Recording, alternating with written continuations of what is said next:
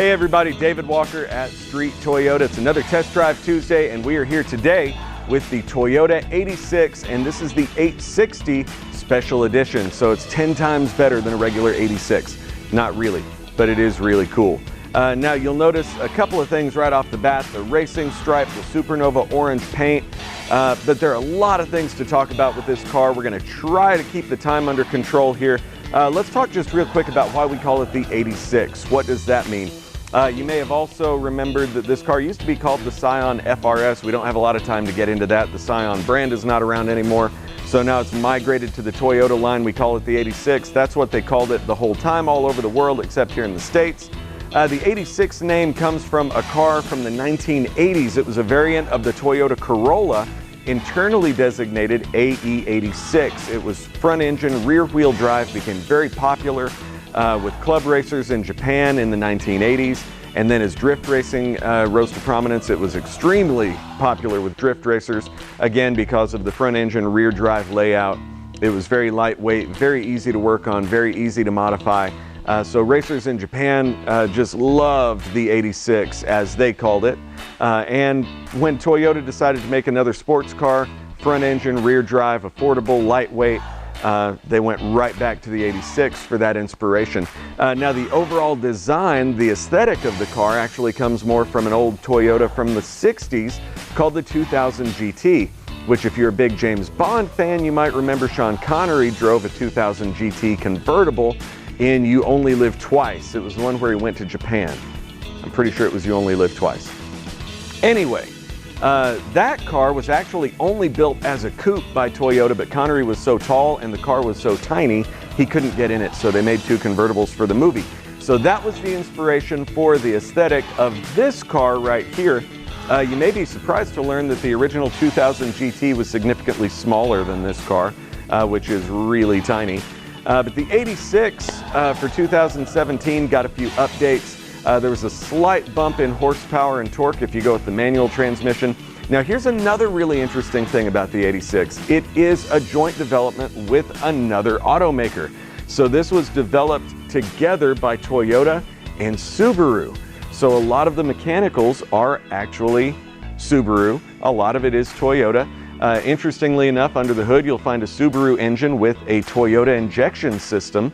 It's Subaru's 2.0 liter horizontally opposed four-cylinder. That horizontally opposed engine layout is part of what allows us to put the hood so low. It also adds to a lower center of gravity, and this car has one of the lowest centers of gravity of any car that you can buy, which contributes to some of the best handling of any car you can buy. And then that Toyota D4S injection, which you'll also find on the Tacoma and the Highlander and the upcoming 2018 Camry, gives you port injection for efficiency and direct injection for performance. You get both, all the advantages, none of the drawbacks. We'll talk a little bit more about that stuff when we get in the car. You may have noticed as we were walking around, Toyota loves that 86 heritage, so you found the 86 logo on the headlight, on the fender. It's also embroidered on the dash. It's on the floor mats. It's in the middle of the steering wheel. So you'll see that 86 pretty much everywhere you go. And we may roll in a close-up of this later, but the negative space in the 8 and the 6 is meant to represent 4 tires drifting, because again, this car is absolutely a perfect setup for drifting. So let's take a look inside real quick. Once again, being the special edition, you get the Supernova paint. You get the racing stripe. You also get the orange contrast stitching inside. You get some carbon fiber accents on the door panel. And then some other interesting feature content. You do get a multi-information display over there in the gauge cluster, which we may be able to get some good footage of while we're driving. If you're racing, it actually does have a stopwatch and a little G monitor that allows you to track how many G's you're pulling when you're going around a turn. Interesting stuff. You also get smart key, dual zone automatic climate control, so it actually is a well-appointed car and still very affordable. Let's go ahead and jump in the 86 and we'll take a little ride. I'll see you in the car.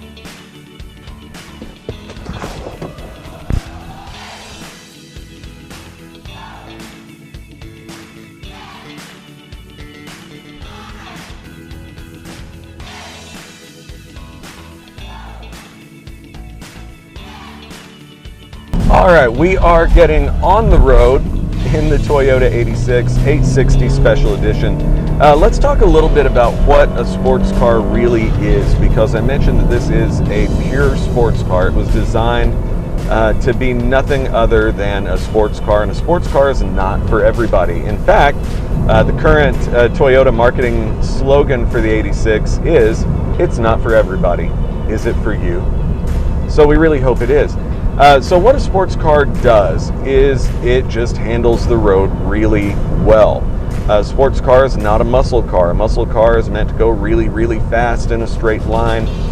This car is meant to be really, really fun when you're not going in a straight line. So we've seen a lot of people that they come and test drive one of these and they say, "Oh gosh, it's not real fast." Well, no, it's not as fast as a Corvette or a 370Z or something like that. It's not supposed to be. Our handling benchmark when developing this car several years ago was the Porsche Cayman, and our engineers did a fantastic job attaining that. If you read reviews from Automotive Press on the 86, they never have anything bad to say about it. It's been said that it handles better than anything, up to 3 times its price, which this car starts around 27. The 860 that we're in, I didn't look at the sticker, it's just a shade over 30. But that's pretty stout to say that it handles better than anything, up to 3 times its price, and it really does.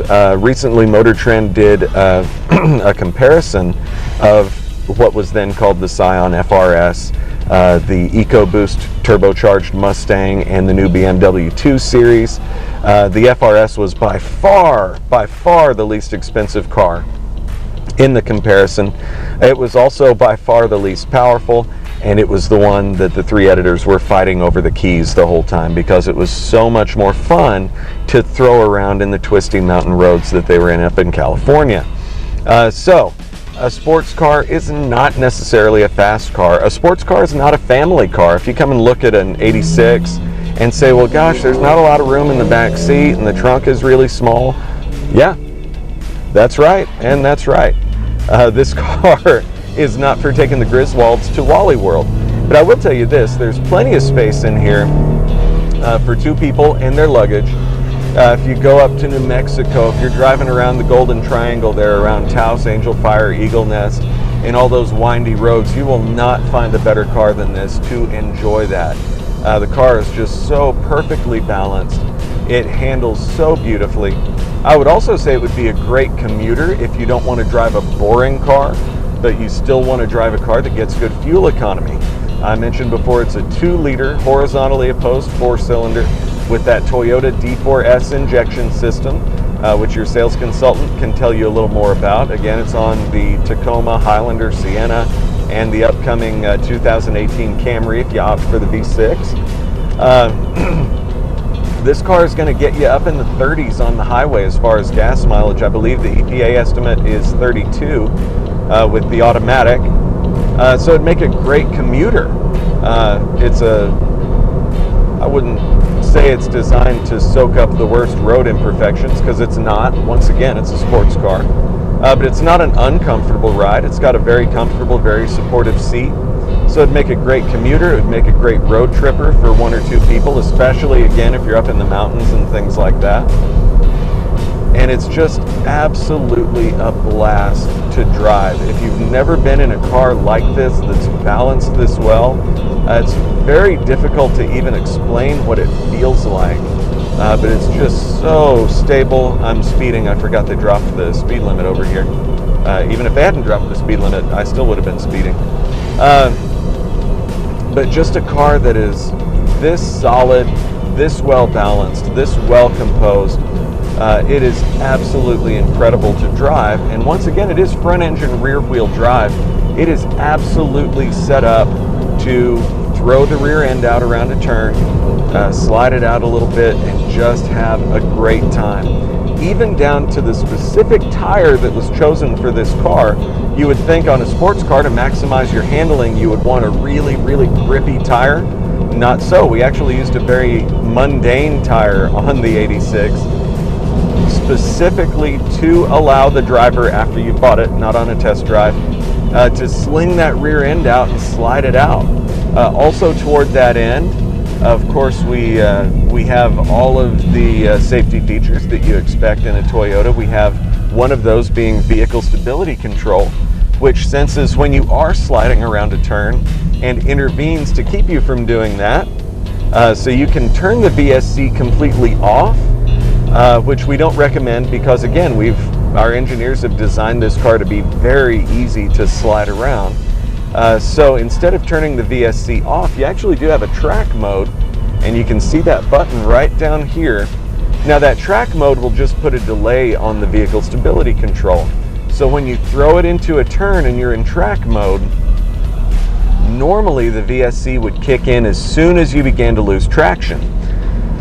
In track mode, it'll allow you to slide out a little bit, and then the VSC will kick in. It'll reduce the throttle and it'll brake whichever wheels it needs to bring you back onto your intended path, hopefully before you slide off into a concrete barrier or a curb or oncoming traffic or any of those little things that you really don't want to slide into. So that track mode, once again, on public roads, we don't recommend driving crazy. Not going to say I've never done it, but we don't recommend it. And if you get a ticket, you get a ticket. But there is, just so you know, there's a Sports Car Club of America chapter in Amarillo. So if you Google SCCA Amarillo, Texas, you can get hooked up with that chapter. And they race autocross. I think the last one was in the Civic Center parking lot last month. So I'm not sure how often they meet. But if you do want to get into racing, you can race your 86. Put it in track mode, throw it around, and guaranteed it will be a blast. A couple of other little things, if you are racing and you want to keep track of your lap times, in that multi-information display over here, there actually is a stopwatch, so you can track your lap times and your total time and all that. I don't know if you can get a shot of that. It's over on the right-hand side, peeking through the steering wheel. I think we got it there. You do have a stopwatch right in the middle, and you may have also noticed, if you look at the gauges, that your tachometer is right in the middle of the gauge cluster rather than your speedometer, so that you can keep track of your engine speed. We may have gone a little long today, but there's just so much to talk about with the 86. Come down and look at one if you're looking for a weekend car, if you're looking for a road trip to the mountains car, if you're looking for a commuter that's not boring. You owe it to yourself to come and look at one of these. It is absolutely a blast to drive. And yes, it's even fun with the automatic. I know if you're like me, when we got in, you said, oh, a sports car with an automatic, please. I totally agree. If I was buying one, it would be the manual, and we can get you one, don't be afraid. But the automatic is surprisingly responsive. It has, of course, a very responsive manual mode, which you can shift with the shifter, forward to upshift, back to downshift, or the paddle shifters on the steering wheel. Very easy to use and very responsive.